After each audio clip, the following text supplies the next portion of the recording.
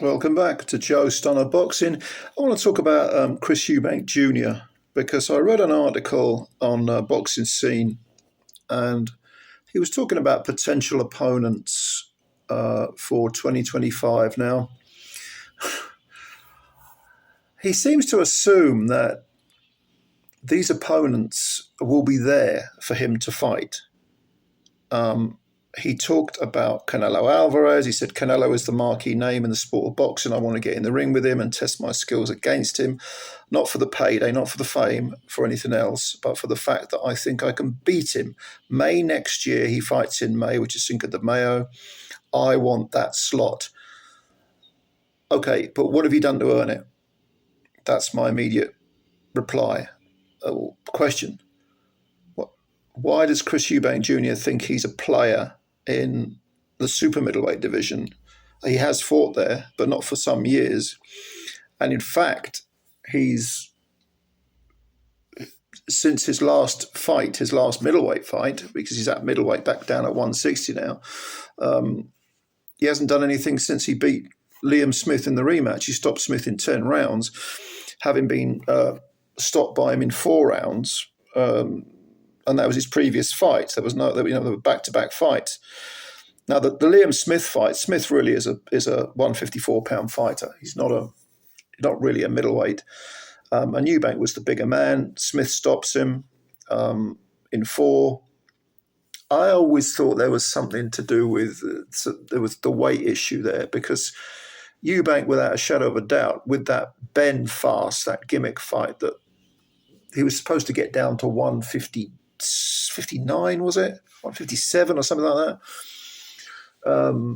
And then the Ben thing happened, with Ben failing all sorts of, failing the PD test. And there was all that great drawn out drama, that soap opera. So Eubank said, all right, I'll fight Liam Smith. But his body was just depleted. And even though he came in at 160, I don't think he was physically strong. I think his punch resistance has probably been drained. For the second Smith fight, it was Smith was the one saying that he didn't do the weight right. Eubank didn't make any excuses for his defeat, by the way, so all credit to him for that. But I think looking at the situation, to sort of try and get down to 150, whatever it was, and then to have that fight cancelled at the 11th hour because of Ben's failed test, and then to say, all right, I'll fight Liam Smith, and then 2-3 months later you're fighting him, and your body hasn't really recovered. Your body is, there are weight divisions for a reason, as the saying goes, and it's an accurate way of putting it. So I think there was that issue. But since then, since beating Smith, he's done nothing. He hasn't had a fight, and in fact, the Smith rematch was a year ago. So he's spent a year at 34 years of age. He spent the last year doing nothing, and yet he expects to be able to, waltz in and fight Canelo in May. I mean, CHRIS EUBANK Jr. is not a player in either the middleweight division or the super middleweight division. Why would Canelo fight him? I mean, Edgar Berlanga, a Puerto Rican, you could at least put a spin on that it's Mexico versus Puerto Rico again, and Berlanga is undefeated, and he's got a reputation as a bit of a banger, even though I don't think he hits quite as hard as his record suggests. So you've got all this stuff going, and people are criticising that fight.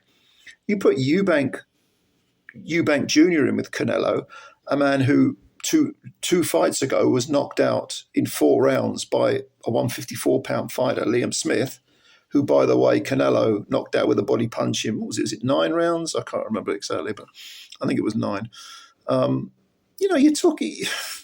Eubank seems to think that he has the right to throw his name in the hat. I mean, you can do it, of course, but it's not. It doesn't mean that it's going to happen. It doesn't mean that it should happen. Now, he's had a very curious career, hasn't he, CHRIS EUBANK Jr., because don't forget, he turned pro in 2011, so that's 13 years ago. He's 34 now, so he was 21 when he turned pro. His dad was extremely dominant in how his career went for the first, I don't know, 8 years, something like that. 9 years maybe. And then they sort of went their separate ways. And his father has stated that Chris Jr. wants, the money. He doesn't want the legacy. He doesn't want the glory, even though his statement about fighting Canelo suggested otherwise. He's really interested in bling. He's video of him when he bought his McLaren car, and Eubank Sr. was saying, he should have been a great fighter, but he's gone down the avenue of regarding boxing as prize fighting, kind of like Derek Chisora does. Derek Chisora frequently talks about, I want the money. How much you paying me? I know my worth. I'm not interested in world titles. I want money. I want millions. And Eubank Jr. seems to, in the last, certainly since he went back down to middleweight, seems to have adopted the same attitude. I want money. Now, at 34, having had a year out, he hasn't really done anything to increase his market value, shall we say. I know this is a horrible expression to use, but every fighter, if they want the money, they've got to elevate their worth. And although Eubank Jr. has signed a contract with Boxer and Sky Sports again, he's back. He's fought on just about every channel. He's fought for every promoter in one form or another. Nevertheless, he hasn't had a single fight under the Boxer banner yet. Now, the other people that he spoke about in this interview, the obvious one was Conor Benn, because that fight is still possible. I've always hated that fight. I think it's a gimmick fight. I think it's a stupid idea. I think it was just a bringing together of two names to make a lot of money. No doubt it would have sold. Ben blew it with the failed PED test.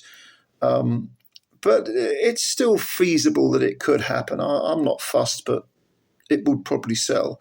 But when asked about Conor Benn, Eubank Jr. said, "Dead boy walking." That was all he said. I think he posted that on X or something. Whatever. Now, he was then asked about Billy Joe Saunders, who holds a win over Eubank. In fact, he was the first person to beat Eubank Jr.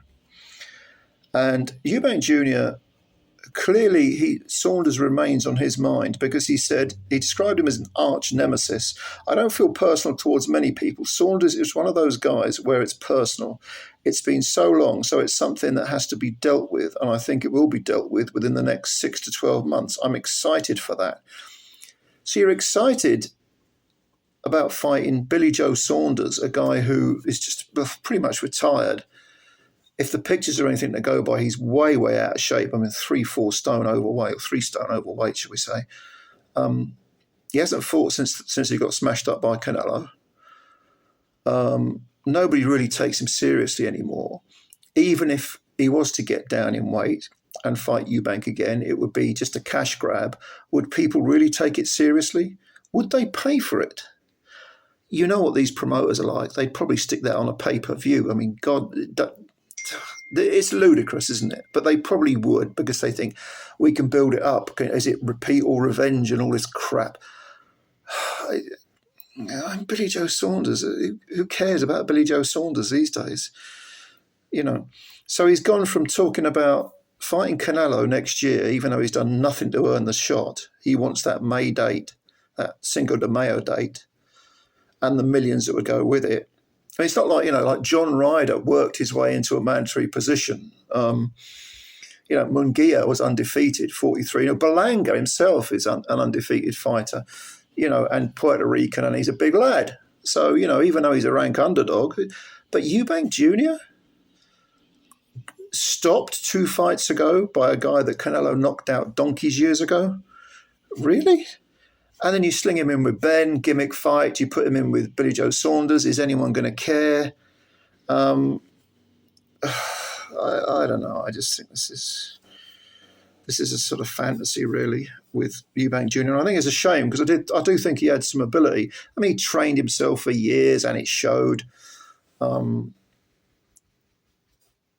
I just think he's fucked his career up, to be honest with you. I think he's made a total pig's ear of his career. And he probably already has earned money, because for a while he was with Al Heyman, wasn't he? And he's been with different promoters, and he was part of the what was that thing that the Sauerlands ran, the World Boxing Super Series or whatever it was called, and he lost to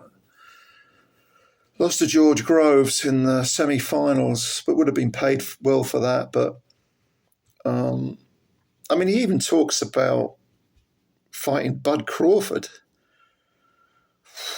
Why would Crawford fight Chris Eubank Jr.? What is the appeal? What's the lure of fighting Chris Eubank Jr.? I think Chris Eubank Jr., like I said, has just made a total mess of his career. I think he's sort of floated around like a cork in the sea, sort of wherever the tide takes him, and insisting that he wants this, that, and the other, but at the same time doing nothing to really earn it. And he lives the life. He apparently lives the life. I say that for him. It's kind of like he has some of his father's eccentricities without the sort of fistic IQ that went with it. Because for those of us old enough to remember Senior and follow his career from start to finish, there was always, a sort of method to Chris Eubank Senior's madness, or madness in inverted commas. With Junior, I just don't get it. I just don't see anything. If he wants the bag, he hasn't really secured it. And if he wants legacy, he's never been a world champion.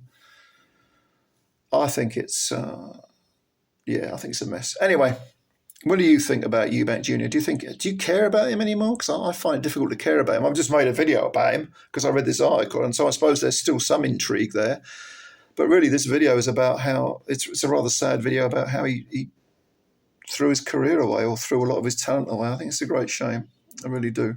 Anyway, leave your comments below. Let me know what you think. Subscribe to the channel if you're new. Hit the like button. Do all that good stuff. Help out Joe Stunner Boxing. And I'll read your comments and give you a few replies.